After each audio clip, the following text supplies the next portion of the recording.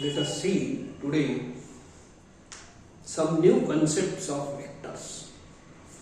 First is linear combination of vectors. Okay, so suppose these are three vectors. दोन घ्या, तीन घ्या, a bar, b bar, c बार, आणि याच्यासोबत तीन स्केलर घ्या म्हणजे कॉन्स्टंट घ्या. सपोज x y z किंवा अल्फा बीटा घ्या, काही घेता येते कॉन्स्टंट 1 2 3 काही घ्या.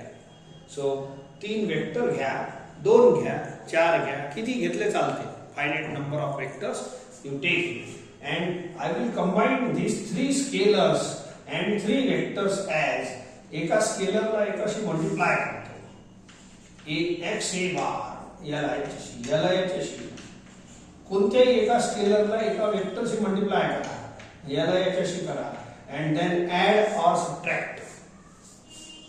This is called linear combination of vectors. Combine केला आहे आपण या वेक्टर्सला कंबाईन केला आहे म्हणून कॉम्बिनेशन. लिनियर म्हणजे पॉवर 1 असणे.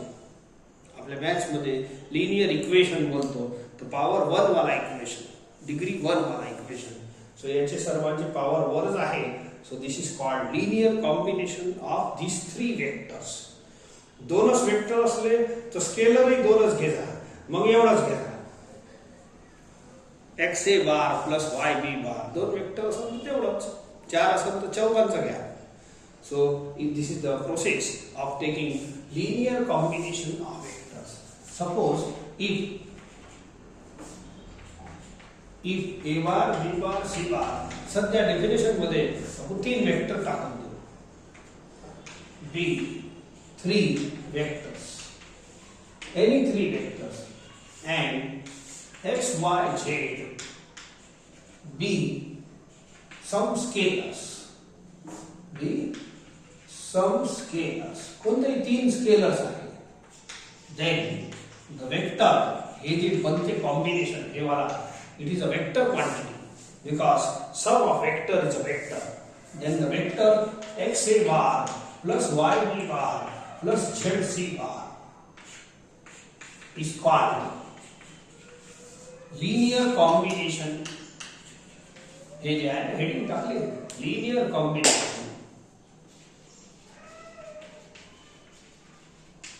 of vectors a bar b bar c bar. बस या डेफिनेशन मध्ये एवढं शिका. तीन वेक्टर असेल तर त्यांच्यासोबत तीन जोडीदार दोस्त स्केलर घ्या, कॉन्स्टंट घ्या, आणि अशा टाइपने एक एक्सप्रेशन बनवतो. It is a vector quantity आणि याला म्हणतात linear combination of vector.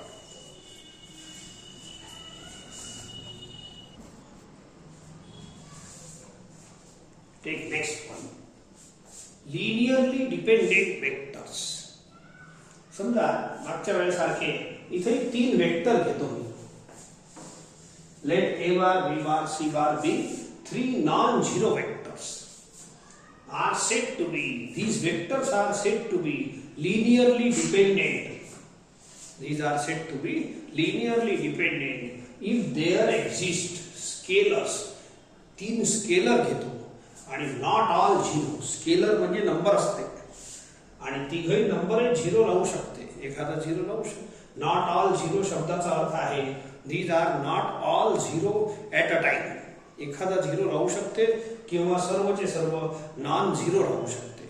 Numbers vectors are also non zero. Then हे पहा, linear combination of a bar b bar c bar is 0 bar. 0 bar म्हणजे झिरो वेक्टर. हे इकडली side linear combination आहे मागच्या definition प्रमाणे. दिस इज लिनियर कॉम्बिनेशन आणि किती आलं पाहिजे उत्तर 0 बार. वेक्टर 0 वेक्टर आला पाहिजे याचा.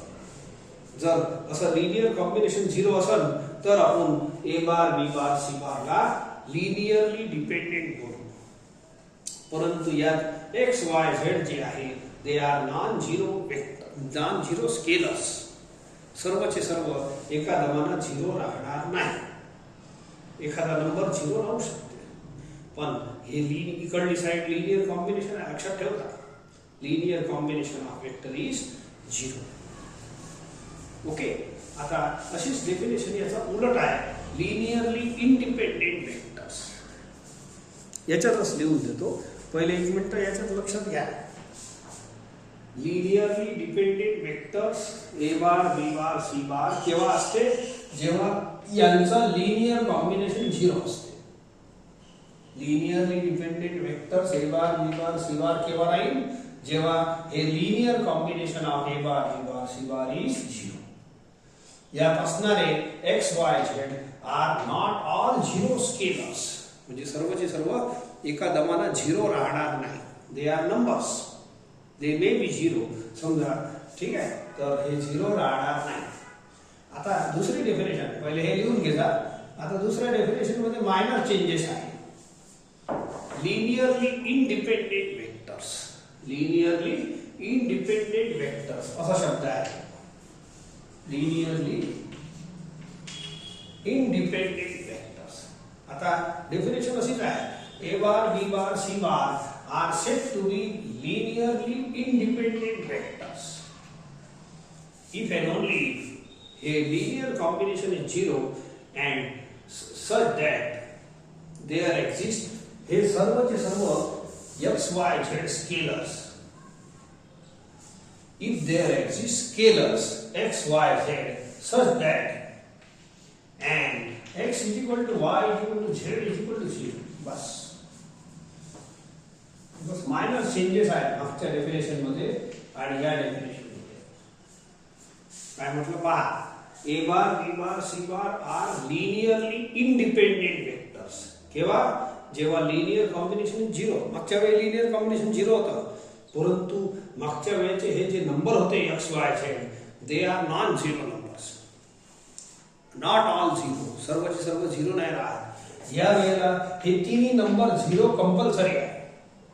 हे तिन्ही नंबर या इंडिपेंडेंट मध्ये हे तिन्ही नंबर 0 असणं आवश्यक आहे. काऊन? जर मी x इक्वल टू इथे 0 पुट केलं तो बोला 0 into anything 0, y is equal to 0 put केलं तर 0 इंटू एनिथिंग अगेन 0, आणि z is equal to 0 put केलं तर 0 इंटू एनिथिंग 0, तर बोला सम ऑफ ऑल 0 इज 0. ते तर होणंच आहे. तर दोन्ही डेफिनेशन मधला फरक काय?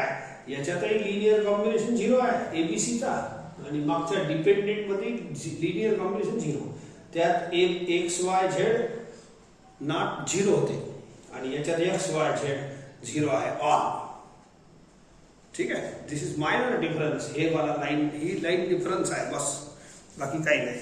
Now let us take one important theorem of linear combination of vectors.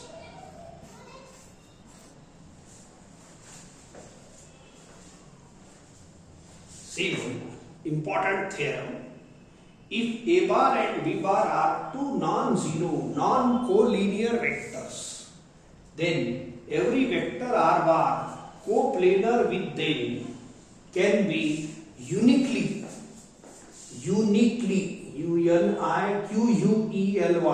uniquely expressed as linear combination of a bar and b bar. समजून देतो. याच्या आर मध्ये पर्यायी भाषा अशी आहे. एक वेळ आपण स्टेटमेंट बघून घेऊ. So let A bar and B bar are non collinear vectors. असं आहे.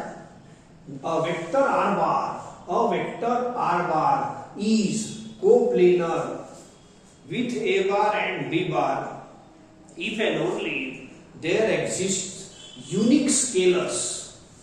युनिक म्हणजे एकटेच आहे, single scalars X Y, such that r bar is equal to x a bar plus y b bar. Okay, so let us see. पहिले तर याला फोडून आपण गिवन काय आहे, टू प्रूव्ह काय आहे ते पाहून घेऊ. पहिल्या लाईन मध्ये इफ म्हणजे गिवन असतो. So A bar and B bar are non zero non collinear vectors. तुम्हाला पहिल्या दिवशी कोलिनियर वेक्टर म्हणजे काय होते सांगितलं आहे. कोलिनियर वेक्टर म्हणजे पॅरलल वेक्टर. तर नॉन कोलिनियर म्हणजे नॉन पॅरलल वेक्टर. म्हणजेच A bar B bar are non parallel vector, ते पॅरलल नाहीत. आणि नॉन झिरोचा अर्थ आहे their length is not zero. Zero vector म्हणजे काय? Their length is zero. तर नॉन झिरोचा अर्थ their length is not zero. They are not zero vectors. Then इथून प्रूव्ह दॅट चालू होते. तर एक एक पार्ट मध्ये आपण आपलं काय करू, हे प्रूव्ह दॅट मला पार्ट चालू करतो, प्रूफ चालू करतो. Proof is important. याच्यात सगळ्यात पहिले गिवन लिहून टाका. गिवन मध्ये काय दिलं आहे ऐका. A bar B bar are non zero non collinear vectors. A bar B bar are, A bar and B bar are non zero and non-collinear vectors. या सेकंड वाला जे पर्यायी भाषा आहे ना, याच्यातही लिहिलं आहे A bar B bar are non collinear vectors. Non zero ठीक आहे, लिहिलं तर ठीक, नाही तर ठीक. ओके. सो सी आता आणखीन बघा. देन नंतर शो दॅट चालू होते. Then any vector R bar, any vector R bar याचा अर्थ हे तिसरा वेक्टर आहे. It is coplanar with them. आता हे जे पुढची लँग्वेज आहे ना, याच्यात 3 सेंटेन्स आहे. It is complex sentence. याच्यात हे तर साधा साधा सेंटेन्स आहे. इफ म्हणजे गिवन, देन म्हणजे शो दॅट. काय शो दॅट आहे, परंतु याच्यात 3 लँग्वेज आहे. हे 3 सेंटेन्स आहे. सांगतो पुढून. Then any vector R bar, हे एवढं पार्ट आहे ना कोप्लेनर विथ देम, हे आर बार साठी आहे. हे गिवन आहे. गिवनची भाषा आहे. गिवन म्हणजे त्याची लोकेशन आहे. कोणाची, आर बार. आर बारची लोकेशन कुठे आहे, कोप्लेनर विथ देम. कोप्लेनर शब्दाचा अर्थ काय, कोलिनियर म्हणजे पॅरलल, कोप्लेनर म्हणजे एकाच प्लेनवर असणे, एकाच कागदावर असणे.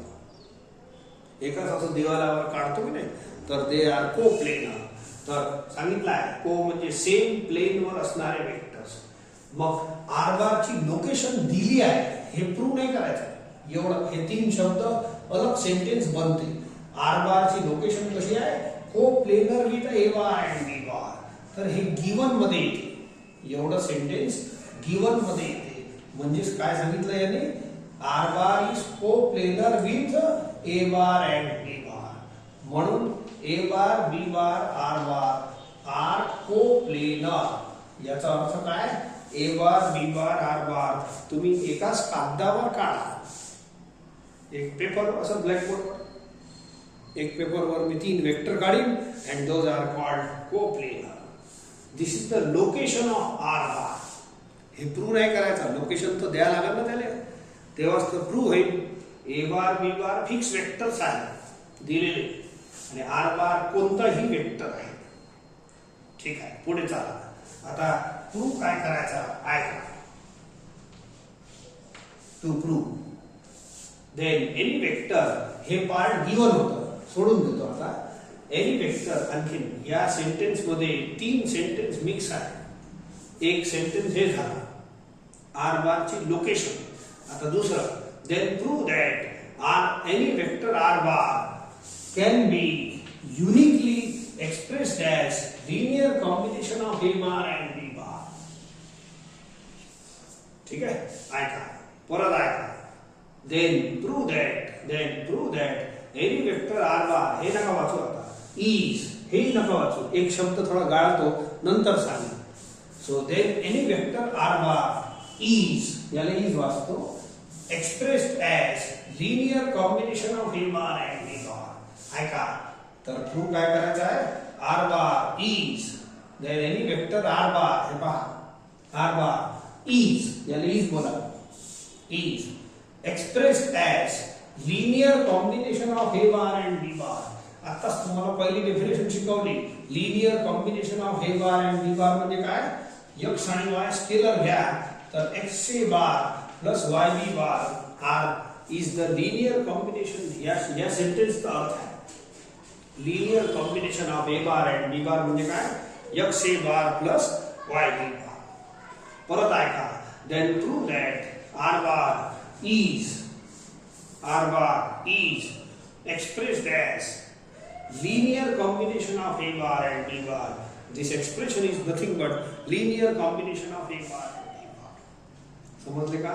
तर हे झालं दुसरं पार्ट ऑफ दिस सेंटेन्स. या देन प्रूव्ह दॅट, हे पार्ट गिवन होतं. Then prove that R bar is expressed as r bar is expressed as linear combination of a bar and b bar. This part is linear combination of a bar and b bar. What are these x and y? Where x and y are scalars. कोणते तरी scalars आहे, constants आहे.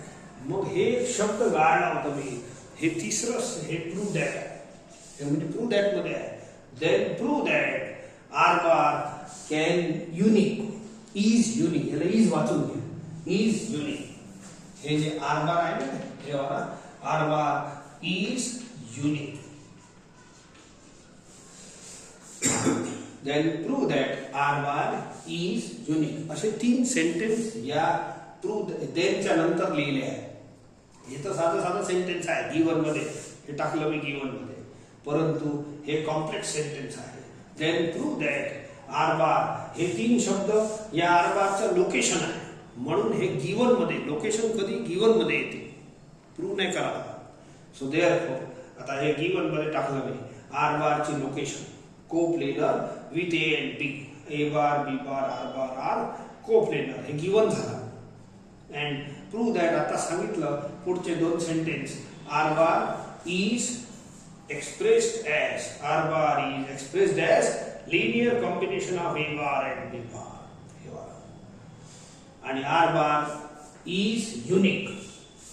हे prove करू. हे नाटक काय नंतर पाहू, परंतु पहिले तर या 3 सेंटेन्सला मी फोडून सांगितलं what is the given and what to prove. दुसरं म्हणजे हे जे स्टेटमेंट आहे त्याच्यात क्लिअर आहे, काही खास नाही. हेच समजून घेण्यासारखं होतं. A bar B bar are non zero vectors. लिहिलं जाईल मी.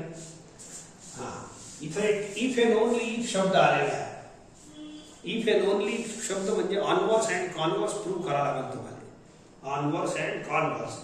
ऐका. Then R bar is coplanar with A and B.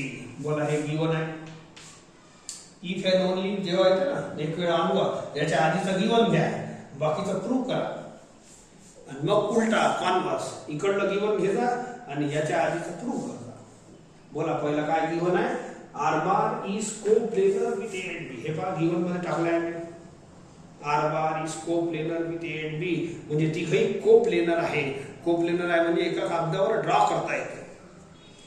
And then या शब्दानंतर show that there exist unique scalars X Y such that. बोला हेच तर लिहिलं आहे. R bar is X A bar plus Y B bar. हेच तर prove करायचं. ठीक आहे. आणि हे युनिक शब्द हे इथं लिहून टाकलं. ठीक आहे. So R bar is unique. हे नंतर तुम्हाला एक्सप्लेन करीन तेव्हा समजेल. So let us start proof. आता पहिले आपल्याला अनवर्स कॉन्वर्स आहे. हे फर्स्ट पार्ट आहे अनवर्स पार्ट. याच्यानंतर आपण कॉन्वर्स पार्ट करू. याला इफ पार्ट म्हणतात. अनवर्स पार्टला इफ पार्ट म्हणतात. जाऊ दे, पार्ट काही द्यायची गरज नाही. सो इफ पार्ट, मग only if part, converse part. ठीक आहे. So leave it. First second नाव देऊन टाकू, मग दुसऱ्याला कॉन्वर्स देऊन टाकू. ठीक आहे. So let us start. तर गिवन मध्ये जे आहे ते थोडंसं चित्र तर काढा. A bar B bar R bar are coplanar. तर याचं फिगर काढा. कोप्लेनर म्हणजे आपलं एक कागदच आहे त्याच्यावर ड्रॉ करून राहिलो. आणि A bar B bar are non collinear. Non collinear म्हणजे दे आर नॉट पॅरलल. मी एक काम करतो, हे पहा फिगर काढा. Suppose these are the 2 vectors A bar and B bar. बोला हे पॅरलल आहे का? These are not parallel. That is म्हटलं आहे A bar B bar are non collinear. Non collinear म्हणजे नॉन पॅरलल काढलं. आणि आर बार कसं काढायचं? R bar is any vector coplanar with them. या कागदावर तुम्हाला कुठेही आर बार काढता येते. असंही काढता येते, असंही काढता येते. पण आपल्या सोयीनं काढायला कागद तर लय मोठा आहे. इकडे काढता येते, काही हरकत नाही. A bar B bar R bar are coplanar. याच कागदावर तुम्हाला आर बार थर्ड वेक्टर काढायचा आहे. It is any vector. हे 2 फिक्स वेक्टर आहे. याची लोकेशन फिक्स आहे, यांचे घर फिक्स आहे. परंतु आर बारचा घर फिक्स नाही. या मैदानात या कागदावर कुठेही आर बार तुम्ही काढू शकता. I will draw with our convenience. एक r बार नावाचा वेक्टर असं काढतो. ठीक आहे. सो यांना नाव आहे द्या. Let OA bar is equal to A bar, OB bar is equal to B bar. असं मी प्रूफ चालू करतो पहिल्या पार्टचा. Let OA bar is equal to A bar, OB bar is equal to B bar. दिसतंय figure मध्ये. आणि याने काहीतरी R नाव देतो. OR bar is equal to R. आणि याने जे जसं म्हटलं तसं आपण काढलं. A bar, B bar, R bar, R ना एक कोप्लेनर एका कागदावर काढलं. आता हे प्रूव्ह करासाठी मला काही कन्स्ट्रक्शनची गरज आहे, तर मी तेवढं करून घेतो. ठीक आहे. So I will draw one parallel line to A bar इथून आर पासून, आणि आर पासून एक पॅरलल लाईन आणखी काढा जे या बी याला एक पॅरलल आहे. ए बारले पॅरलल लाईन इथून काढा, बी बारले पॅरलल लाईन इथून काढा, आर पासून काढा. हे बी बार आहे. ठीक आहे. सो अशा पद्धतीने एक कन्स्ट्रक्शन करून टाका अँड कन्स्ट्रक्ट वन पॅरललोग्राम. पॅरललोग्रामला नाव देऊन टाका पी क्यू काहीतरी द्या. O P R Q. हे आपल्याला प्रूफ मध्ये गरज आहे म्हणून असं फिगर काढून द्या. ओके. जे काढला आहे ओ ए बार ए बार पुरा एवढं मोठं बी बार आणि मी पॅरललोग्राम काढला आहे. पॅरललोग्राम मध्ये तुम्हाला डायरेक्शन द्यायला लागते. पॅरललोग्राम कसं असते, हे पेअर ऑफ ऑपोजिट साइडला अशी सेम डायरेक्शन द्यास लागते. याला अशी आहे तर याला अशी, आणि हे डायगोनलचं काम करणं. ठीक आहे. So I will write it how the figure. बस एवढंच फिगर आहे. आता फास्ट आन्सर येईल. चला पहा. So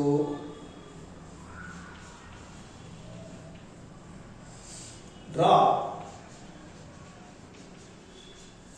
parallel lines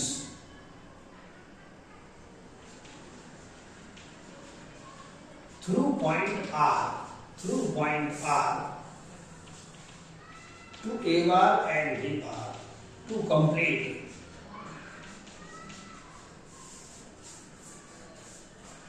so that असं लिहितो. फिगर मध्ये दर्शवलं आहे. So that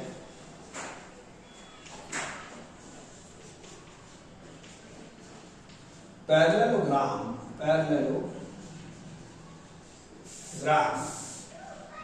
O P R Q draw parallel lines through R. R पासून अशा दोन पॅरलल लाईन काढल्या. So that parallelogram O P R Q is completed. आपण अशा पद्धतीने पॅरलल लाईन काढल्या की हे पॅरललोग्राम कंप्लीट झाला. इन फिगर आपण अशा गोष्टी करत आहे. ओके. एवढं करून आपल्या फिगरचं काम आटपलं.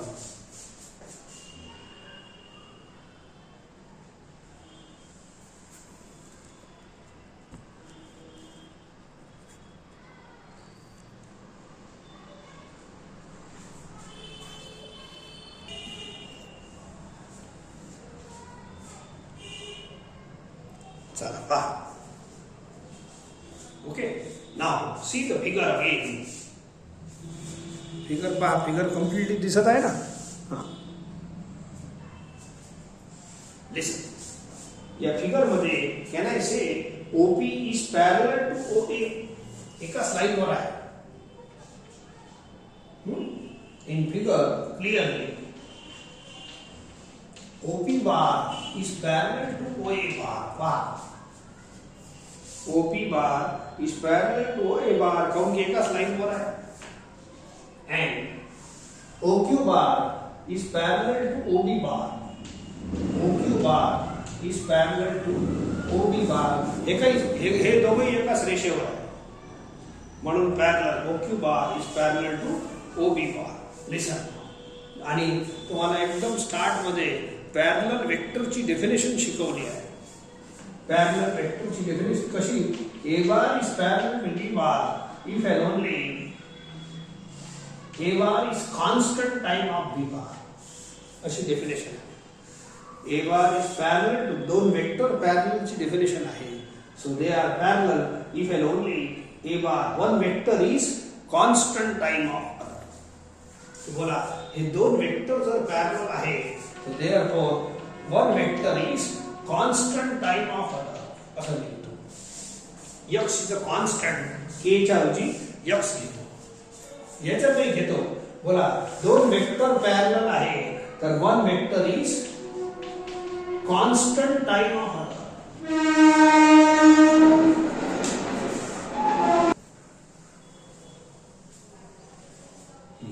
समजलं पॅरललचा कन्सेप्ट. दोन वेक्टर जर पॅरलल असेल तर एक vector is constant time of other हेच इथं लिहिलं आहे. वन वेक्टर हे दोन पॅरलल आहे तर one vector is constant time of other. इथं दुसरं कॉन्स्टंट घेतलं काऊन की हे पेयर दुसरं आहे. x is equal to लिहून घेऊ where x and y are scalars. इथं स्केलर वापरले आहे कॉन्स्टंट साठी. ठीक आहे. आता ओ ए बारला मी a बार घेतला आहे. ओ ए बारला a बार घेतला आहे असं लिहितो. And y into O B बारला b बार घेतला आहे. ठीक आहे. एवढं लिहून थोडं थांबतो. And look here where x and y are some scalars किंवा फक्त स्केलर्स. ठीक आहे. आता हे ट्रायंगल पहा OPR वरचा खालचा कोणताही पहा. Okay. In triangle OPR you apply triangle law. You apply triangle law. बोला OP bar plus PR bar is equal to OR bar. OP bar plus PR bar unidirectional sides. असं असं फिरा हे सांगते कुठं जायचं. O पासून निघा R पर्यंत पोहोचा. इथून हे शॉर्टकट पोहोचा. हे जर्नी सेम असते. Now OR bar is equal to R bar. हे जे आहे ना OR bar हे R bar आहे. याला R bar लिहितो. परंतु आता OP bar सध्या राहून देतो. PR bar now see here PR bar. Now this is a parallelogram. आणि तुम्हाला पॅरलेलोग्राम मध्ये सांगितलं आहे इन पॅरलेलोग्रामची प्रॉपर्टी. इन पॅरलेलोग्राम हे एकच पॅरलेलोग्राम आहे OPRQ. ठीक आहे. अपोजिट साइड इक्वल असते. OP bar is equal to QR bar. OP bar is equal to QR bar. हे पॅरलेलोग्रामची प्रॉपर्टी आहे. Because this forms equal vectors. They have same magnitude, same direction. Similarly, हे दूसरा pair ही same असते. OQ bar is equal to PR bar. OQ bar is equal to PR bar. समजलं का? So हे PR bar जे आलं ना PR bar च्या जागेवर OQ bar लिहिलं. इथं हे तसंच आहे. OR ला मी R लिहिलं. PR ला हे लिहितो OQ bar. आता बस आखरी लाइन है. प्रूफ आला समजा. एवढंच मोडतो फक्त. Therefore R bar is equal to ऐका या दोघांना इक्वेशन 1 देऊन टाका. बोला OP बार ची व्हॅल्यू हे R इकडे लिहिलं आणि या साइडला इकडे लिहितो. सो OP बार ची व्हॅल्यू आहे XA बार आणि OQ बार ची व्हॅल्यू आहे YB bar. Hence proof by equation 1. बोला प्रूफ दॅट काय करायचं होतं असं करायचं. आला ना प्रूफ. पहिला प्रूफ आला. हे आला. ठीक आहे. आता हे मोडतो. मग आणखी प्रूफ बाकी आहे. So this is proof. हे पहिला. दुसरं प्रूफ करायचं आहे R bar is unique. I have proved that R bar is a linear combination of A bar and B bar. R bar is a linear combination of A bar and B bar. I have proved it. मग x आणि y कोण आहे? x आणि y scalars आहेत. ठीक आहे. आता R bar is unique शब्दाचा अर्थ तुम्हाला समजून देतो. हे पहिला भाग आटपला. सोपा होता हे भाग. Now I will prove R bar is. I have proved this equation. याच्यापासून आपण दुसरं प्रूव्ह करू, R bar is unique. Unique म्हणजे युनिक आन्सर. एखादे इक्वेशन जेव्हा सोडवता, एक्सचा एकच answer, X is equal to 2 आला, वाय इज इक्वल टू 5 आला, तो बोला आय विल स्पीक एक्स आणि वायचे युनिक आन्सर्स आले. मॅट्रायसिसमध्ये इक्वेशन सोडवतो आपण 3 एक्स वाय झेड मध्ये, तो बोला X equal to 1, Y equal to 2, Z equal to 3, अशा टाईपचे युनिक आन्सर येतात. युनिक म्हणजे त्यांच्या व्हॅल्यू सिंगल राहील, त्याला म्हणतात unique. Let us see second proof नाव.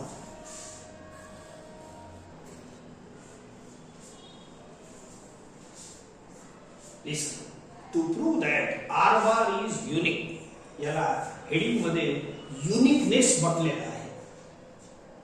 ठीक आहे, काही हेडिंगचं महत्व नाही आहे, हे आपल्याला प्रूव्ह, हे तर प्रूव्ह केलंच आहे. हे R bar is x a bar plus y b bar is unique. Prove that R bar is unique असा. मग परंतु पहिल्या प्रूफ मध्ये R bar ची एवढी व्हॅल्यू आपण प्रूव्ह केली आहे, म्हणजेच ही व्हॅल्यू युनिक आहे. हे जे आन्सर आलाय ते युनिक आहे. आधी जे सांगितलं जसं एक्स वाय चे आन्सर काढतो तसंच आहे. इथं एक्स आणि वाय कोण आहे? Scalars. A bar B bar are fix vectors, ते नाही बदलता येत. प्रॉब्लेम मध्ये जे गिवन असते ना ते बदलता येत नाही. जे बॉर्न मॅन्युफॅक्चरिंग आहे ते नाही बदलता येत. समजा हातची आंगळी तुटली असली ते बॉर्न आहे, गिवन आहे, गिवन बाय समजा नेचर और समथिंग. सो हे बॉर्न आहे, ते नाही बदलता येत. तर इथेही जे गिवन फॅक्टर असते ते बदलता येत नाही. कोण कोण? A bar B bar given होते, R bar is any vector, तोही गिवन आहे. ठीक आहे, आणि को प्लेनर आहे. एक्स वाय तुम्ही घेतला आहे, हे आर्टिफिशियल आहे. ऐका एक मिनिटासाठी, I have proved this expression. पहिले तर या एक्सप्रेशनचा अर्थ तर समजा. एक्स आणि वाय कोण आहे? स्केलर्स. समजा मी X is equal to 2 put केलं आणि Y is equal to 3 put केलं, तर हे इक्वेशन असं बनतं. I will explain what is meaning of unique. X is equal to, हे 3 वेक्टर तर गिवनच आहे, ते बॉर्न आहे, ते नाही बदलता येत. मग एक्स वाय स्केलर तुम्ही प्रूफ मध्ये घेतलेले आहे. स्केलर म्हणजे numbers. I will put some number, पाहू आपण काय होते. पहा, X equal to 2, Y equal to 3. आणखीन पुट करतो. एका पोरानं सांगितलं सर 2 3 का माझ्या एक्सचा आन्सर आला 5 आणि वायचा आन्सर आला -1, तर हे -1 येईल. तिसऱ्या पोरानं सांगितलं सर माझा एक्सचा आन्सर आला 8, ठीक आहे, आणि वायचा आन्सर आला 10. आता प्रत्येक पोरगा मला सांगत जाईल एक्स आणि वायचे अलग अलग आन्सर आले, तर मी तर अलग अलग हे वाला इक्वेशन असं लिहायला. आणि या इक्वेशनचं नाव आहे R bar is linear combination of A bar and B bar. आपण पहिल्या भागात प्रूव्ह केला आहे हे वाला. आणि माझं म्हणणं हे जे काय आहे, दिस एक्सप्रेशन इज युनिक. याचा अर्थ आहे हे जे 4 4 10 10 आन्सर येऊन राहिले तुमचे, अलग अलग आन्सर झाले की नाही, हे असे आन्सर अलग अलग राहणार नाही, हे युनिक राहणार. सिंगल एकच आन्सर करेक्ट राहील. या सर्वांपैकी किती समजा प्रत्येक पोराचा अलग अलग आन्सर आला, एक्स आणि वायच्या व्हॅल्यू अलग अलग सांगत गेला मला तुम्ही. एकाने सांगितलं X equal to half, Y equal to 3/2, मग झाला ना अलग आन्सर. तर या युनिक शब्दाचा अर्थ आहे या एक्स आणि वायचे जे उत्तर येतात ते सर्वांचे सारखे आले पाहिजे, युनिक आले पाहिजे, सेम आले पाहिजे. हे आहे अर्थ. एवढे सारे आन्सर करेक्ट नाही, हे करेक्ट आहे. R bar is a linear combination of A bar and B bar. R bar is a linear combination of A bar and B bar, काऊन की पहिल्या भागात प्रूव्ह केला आहे. एवढा भाग करेक्ट आहे. परंतु हे उत्तर जे आला हे असे उत्तर नाही पाहिजे, 17 उत्तर नाही पाहिजे, एकच आन्सर पाहिजे. या सर्वांपैकी एकच आन्सर करेक्ट राहील, हे आपल्याला प्रूव्ह करायचं आहे. कोणतं करेक्ट राहील ते माहित नाही, पण एकच आन्सर करेक्ट राहील. ठीक आहे, चला पहा. मग मी काय करतो, एक थोडंसं मी म्हणेन माझा आन्सर करेक्ट आहे, तुम्ही म्हणणार सर आमचा आन्सर करेक्ट आहे. मग भांडण झालं की नाही. तर आपल्याला प्रूव्ह करायचं आहे की एकच आन्सर करेक्ट राहील. हे वाला म्हणजे एक्स आणि वाय च्या व्हॅल्यूज युनिक राहणार, एक्स आणि वाय च्या व्हॅल्यूज सिंगलच येणार, सर्वांचे सारखे येणार. ठीक आहे. तर आपण एक छोटीशी अशी काही मेथड नाही आहे. मी समजा असं म्हटलं, मैं दुनिया में अकेला हूं, युनिक म्हणजे अकेलाच. हे म्हणते, हे काय म्हणते, हे म्हणते मैं दुनिया में अकेला हूं, युनिक असणे म्हणजे अकेला. तर बोला आता हे काय प्रूव्ह करायचा भाग आहे का, की आता मी म्हणेन मैं दुनिया में अकेला हूं. तर बोला आता याला काय प्रूव्ह करायचं, कसं प्रूव्ह करायचं मैं अकेला हूं. तर असं थोडंसं काही तर्क वाद करताना एखादा पिक्चर डबल रोलचा खेळ पाहिला असाल तुम्ही. पिक्चरमध्ये Amitabh Bachchan double role play करते, टिबल रोल प्ले करते. तर तो ओरिजिनल वाला केव्हा आपल्याला माहीत पडते, जेव्हा पिक्चर खतम होते, सस्पेन्स उघडते, तेव्हा ओरिजिनल वाला अमिताभ बच्चन कोण आहे तो माहीत पडते. त्या टाईपचं मी प्रूफ इथं करतो. आता मी म्हणेन माझे डबल रोल एखादा, तुम्ही म्हणणार सर नागपूरमध्ये तुमच्यासारखेच बिलकुल शिक्षक आहे, त्यांचंही नाव टावरी सरच आहे आणि डुप्लिकेट दिसतात आणि ते शिकवतात, गणित शिकवतात. तर झाला ना वांदा. मग ओरिजिनल टावरी कोण आहे, झाली आपत. तर मैं दुनिया में अकेला हूं हे प्रूव्ह करणं कठीण झालं की नाही माझ्यासाठी. तो दुसरा वाला बोलून राहिला डबल रोल वाला, मैं भी अमिताभ बच्चन ओरिजिनल आहो. जो डुप्लिकेट असते ना तो ओरिजिनल पेक्षा जास्त शान मारते, जो ओरिजिनल असते तो शान नाही मारत. तरी पण काही ना काही ओळख असते. तर मी त्या पद्धतीनं हे म्हणते मैं दुनिया में अकेला प्रूव्ह करो. मी म्हणेन मैं दुनिया में अकेला हूं प्रूव्ह करो. तर याच्यासाठी काही मॅथची मेथड थोडी आहे की मैं अकेला हूं दुकेला हूं. तुमचे काहीतरी आयडेंटिटी मार्क वगैरे पाहा लागेल आपल्याला. ठीक आहे. अकेला हूं. तर हे आर बार म्हणते की मैं दुनिया में अकेला हूं. आता मी याच्यासोबत मुजोरी करतो. मुजोरी म्हणजे विनाकारण वाद करतो. तू दुनिया में एकटा म्हणजे अकेला नाही. तू हे म्हणते मी दुनियामध्ये एकटा, आर बार म्हणते. मी याला वाद घालतो असं, तू एकटा नाही. मी काय म्हणतो, suppose that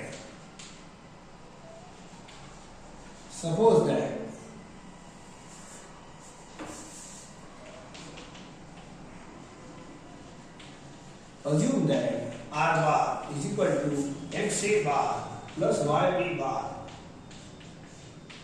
is not unique.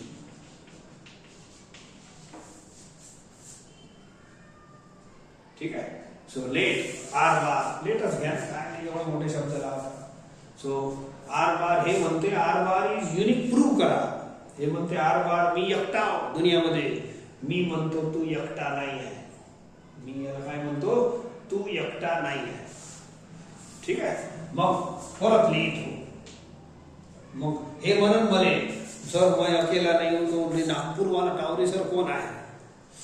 हे म्हणून ना सर माझा जोडीदार कुठं आहे आणि माझ्यासारखा दिसते का, ते आणून दाखवा. तर मी याला आणून दाखवतो याचा जोडीदार.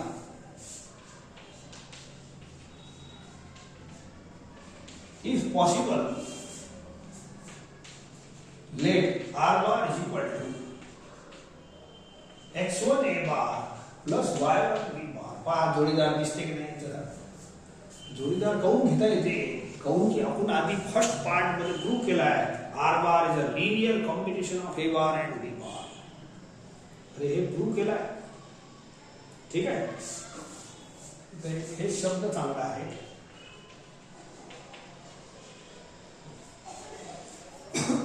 काय प्रूव्ह केला आहे, हे काऊन घेतलं मी, R bar is linear combination of A bar and B bar. पहिल्या पार्ट मध्ये प्रूव्ह केला आहे. तर कॉम्बिनेशन घेताना एक्स वाय स्केलर घेणं आवश्यक नाही आहे. x1 y1 घेता येते, अल्फा बीटाही घेता येते. ठीक आहे. परंतु इथं जे स्केलर घेतो where x1 and y1 are scalars. x is not equal to x1 and y is not equal to y. असं घ्या. कमीत कमी एक तरी नॉट घ्या. कमीत कमी एक तरी हे इक्वल. समजा हे पहिले एक्झाम्पल नाही घेतलं होते का, x is equal to 2a bar plus 3b bar. हे लिनियर कॉम्बिनेशन आहे आणि हे दुसरा वाला आहे. समजा x1 y1 हे दुसरे नंबर्स आहेत. ठीक आहे x1 y1 दुसरे कोणते तरी नंबर आहे समजा 5a बार प्लस 1b बार तर हे वाला एक्सप्रेशन हे आहे हे वाला एक्सप्रेशन हे आहे हे म्हणते बी करेक्ट आहे हे म्हणते बी करेक्ट आहे ठीक आहे भांडण चालू आहे या इकडे परत ऐका आपल्याला प्रूव्ह करायचं आहे हे युनिक आहे मी या माणसासोबत मुजोरी करतो की तू युनिक नाही तू दुनिया में अकेला नहीं हे म्हणते मैं दुनिया में अकेला हूं मी याला म्हणतो तू अकेला नाही आहे मग यांनीच मला म्हटलं तर माझ्यासारखं कोण आहे दुनियामध्ये दाखवा तर मी याला आणून दाखवलं if possible let याच्यासारखं x1 y1 कोण आहे स्केलर्स तर दोन नाडी हे नंबर अलग अलग आहे हे दोन्ही कमीत कमी एक तरी अलग पाहिजे ठीक आहे घेऊन टाकू एक घेऊन नाव सी बोथ दिस इक्वेशन्स ठीक आहे कमीत कमी एक तरी नॉट इक्वल पाहिजे दोन्ही नाही घेतलं चालते सो वेअर एक्स एंड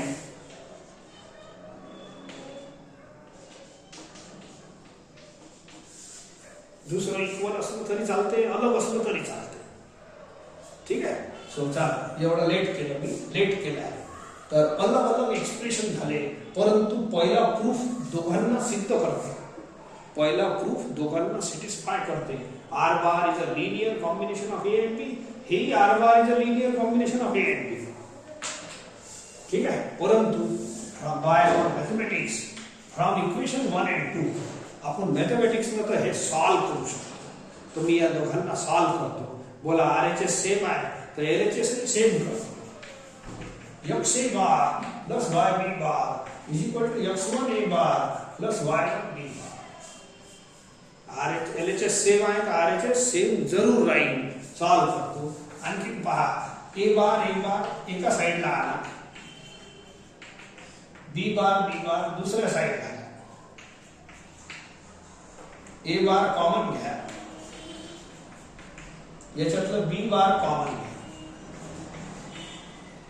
ठीक आहे बार लावला आहे वेक्टर आहे हे स्केलर्स आहे ठीक आहे a बार इक्वल टू याला क्रॉस मल्टिप्लाय करतो y1 y upon x x1 b बार x y नंबर्स होते स्केलर्स आहे x1 y1 हे स्केलर्स आहे तो बोला mixture of number is number बोला ये है ना y y1 upon x x sorry y1 y हे चार नंबर आहे या नंबरला मायनस करा आणि डिवाइड करा mixture of number is number आणि मोर ओव्हर हे दोन नंबर इक्वल नाही आहे म्हणून इथं खाली झिरो नाही बनला दोन्ही इक्वल राहिले असते तर खाली झिरो बनलं असतं खाली झिरो बनलं तर मग इन्फिनिटी होते ते तोही नाही हे दोन तर इक्वल घ्यायचेच नाही हे दोन्ही नसले तरी चालते आणि बोला mixture of number is number तर मी एक काम करतो वेअर असं लिहितो याची व्हॅल्यू के पुट करतो याचा घोड जे बनवून ना त्याला के मानतो म्हटलं का mixture of number is number याचा आन्सर के आला समजा तर के लिहितो आणि नाव सी आपल्याजवळ डेफिनेशन आहे टू वेक्टर्स आर पॅरलल सांगितलं आहे आताच if and only A bar is constant time of B पॅरललची डेफिनेशन आहे सुरुवातीला कोलिनियर वेक्टर्सची डेफिनेशन दोन वेक्टर पॅरलल केव्हा असतात when one vector is constant time of other तर बोला one vector is constant time of other आलेला आहे तर टू वेक्टर्स आर पॅरलल असं बोलता येईल ठीक आहे तर हे काय आलं आन्सर आला परंतु हे काही विचारलं थोडी आहे ठीक आहे आता to vectors are parallel A bar B बार आणि कोलिनियर शब्द एकच आहे तर हे आपण काय प्रूव्ह केलं टू वेक्टर्स आर कोलिनियर आता तुम्ही तुमच्या गिवन मध्ये पहा तुमच्या गिवन मध्ये किंवा थिअरमची पहिली लाईन पहा तिथं स्पष्ट लिहिलं आहे A bar and B bar are non collinear म्हणजे नॉन पॅरलल आपण प्रूव्ह काय करून राहिलो पॅरलल पण तो स्पष्ट गिवन पहा ना पहिली लाईन थिअरमची दे आर नॉन पॅरलल समजले का दे आर नॉन पॅरलल आपण चुकीचं बोजोऱ्या करून राहिलो याच्यासोबत दे आर पॅरलल असं थोडी चालतं तो स्पष्ट जेव्हा पहिल्या लाईन मध्ये देते A bar and B bar are non collinear आपण त्याने कोलिनियर प्रूव्ह करून राहिलो जबरदस्ती. तर हे रॉंग आन्सर आला. This answer is wrong. Answer wrong काऊन होते? काऊन की सोडवता कोणती तरी स्टेप रॉंग होते तुमची. मग कोणती स्टेप रॉंग आहे तुम्ही बघा. हे आन्सर रॉंग आहे. समजलं, कळलं का तुम्हाला रॉंग काऊन आहे? बिकॉज फर्स्ट लाईन मध्ये स्पष्ट दिला आहे थिअरम मध्ये A bar and B bar are non collinear, non parallel, आणि तुम्ही पॅरलल प्रूव्ह करून राहिले. It is very wrong concept. तुमची इथं जी मुजुरी केली होती, हे म्हणते मैं दुनिया में अकेला हूं, तुम्ही इथं मुजुरी केली मैं अकेला नाही हूं. हे आरबारीस तू एकटा नाही आहे दुनियामध्ये. हे म्हणते मी एकटा, मी म्हणतो याले तू एकटा नाही आहे. आणि इथून मग मुजुरी एक वेळ एखाद्या वेळेला माणूस म्हणजे काय म्हणते एखाद्या बार झूठ बोल दिया ना, तो झूठ पे झूठ बोलते जाना पडता हर बार. म्हणजे खोटं बोललं तर मग आणखीन दुसरा एखादा प्रश्न केला आई बाबांना त्याच्यातही खोटंच बोलायला लागते. आणखीन खोटं खोटं खोटं खोटं तसं आपलं सत्यानाश झालं. हे खोटा झाला, मुजोरी झाली की नाही.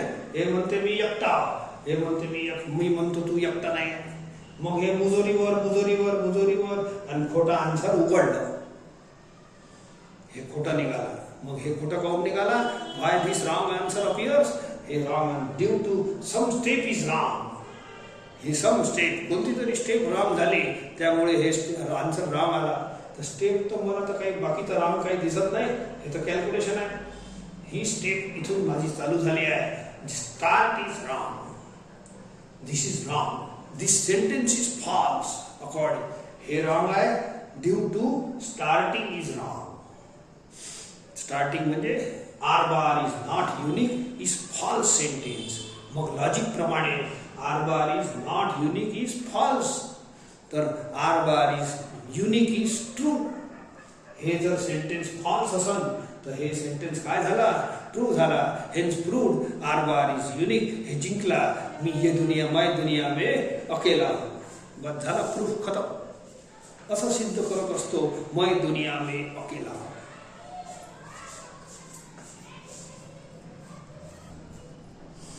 याच्यानंतर हे 3 लाईन लिहून घ्यायचा. काय लिहिलंय वाचून घ्या. This is contradiction to our hypothesis. Contradiction म्हणजे फॉल्स असणे. काय फॉल्स? हे A bar is parallel to B bar. हे खालची लाईन हे पॅरलल. हे फॉल्स आला, रॉंग आला. To our hypothesis. हायपोथेसिस म्हणजे गिवन. हे जे गिवन आहे A bar and B bar are non collinear, या गिवनच्या अगेन्स्ट मध्ये हे गिवन, हे या शब्दाचा अर्थ गिवन होते. तर हे फॉल्स आलेलं आहे. याला फॉल्स म्हणतात. कॉन्ट्राडिक्शन समजतेच. ठीक आहे. देअरफॉर काऊन फॉल्स झाला? Therefore our assumption is wrong. जे पहिले मी अज्युम केलं होतं, मुजोऱ्या केल्या होत्या, ते रॉंग असलं पाहिजे. मग हे रॉंग आहे. रॉंग म्हणजे काय? हे R bar is unique is ते नॉट युनिक होतं ना, ते रॉंग आहे. मग unique is right is true. Is unique is true. हे true sentence. That's all. True झाला. ठीक आहे. हे पहिला पार्ट झाला. आता कॉन्व्हर्स पार्ट घेऊ. कॉन्व्हर्स पार्ट मध्ये जे पहिल्याचा गिवन होतं तो टू प्रूव्ह करू आणि त्याचं जे प्रूव्ह करायचा भाग होतं त्याला गिवन मध्ये टाकून देऊ.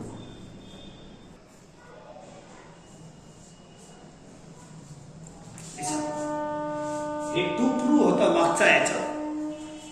मागच्या याचं टू प्रूव्ह. तर याला गिवन टाकलं. बस एवढंच इम्पॉर्टंट आहे. हे तर स्केलच आहे, युनिक आहे. ते फर्स्ट सेकंड खाली लिहायचं. ते टू प्रूव्ह मध्ये फर्स्ट सेकंड त्याला मिक्स केला आहे. तिथं युनिक शब्द टाकून दिला. नाही लिहिलं तरी चालतं. X Y are scalars. तर हे गिवन झालं आपल्यासाठी. आणि हे मागच्या वेळेला गिवन होतं तर टू प्रूव्ह करी. A bar B bar R bar are coplanar. Coplanar म्हणजे एका कागदावर आहे, आपण प्रूव्ह करू. ठीक आहे. सो सी हे एक्सप्रेशन गिवन आहे, तो मी वापरतो. मला एक गोष्ट सांगा, आपण स्केलर मल्टिप्लिकेशन शिकवलं आहे. समजा ए bar is a vector, 2a बार दुसरा वेक्टर आहे, तर ए बार असं काढा लागते. How to draw 2a bar? 2a bar म्हणजे हे पॅरलल वेक्टर असते. पॅरलल वेक्टर याची डबल लेंथ असते ए पेक्षा आणि parallel in the same direction. Minus घेतलं तर opposite direction, this is 2a bar. तर सम कॉन्स्टंट मल्टिपल घेतला scalar multiplication, so this is a parallel vector to a bar. Its length is, the magnitude is k times of a bar. Parallel vectors are always coplanar. बोला, दोन parallel vector बनवायचे आहे, एका कागदावर बनवता येते नाही, तर parallel vectors are always coplanar, लक्षात ठेवा. ठीक आहे, ऑलवेज म्हणजे दोन पॅरलल वेक्टर, तीन नाही, दोन पॅरलल वेक्टर जर बनवायचे आहे, दे आर ऑलवेज कोप्लेनर. मला सांगा आता ए बार आणि एक्स ए बार म्हटलं का, A bar and X A, since A bar and B bar R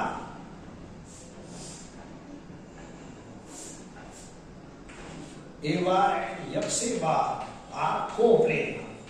बोला कुठलं, आर पॅरलल आहे, A bar are B bar are parallel, hence coplanar.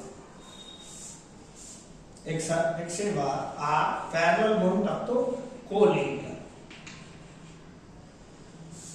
B bar and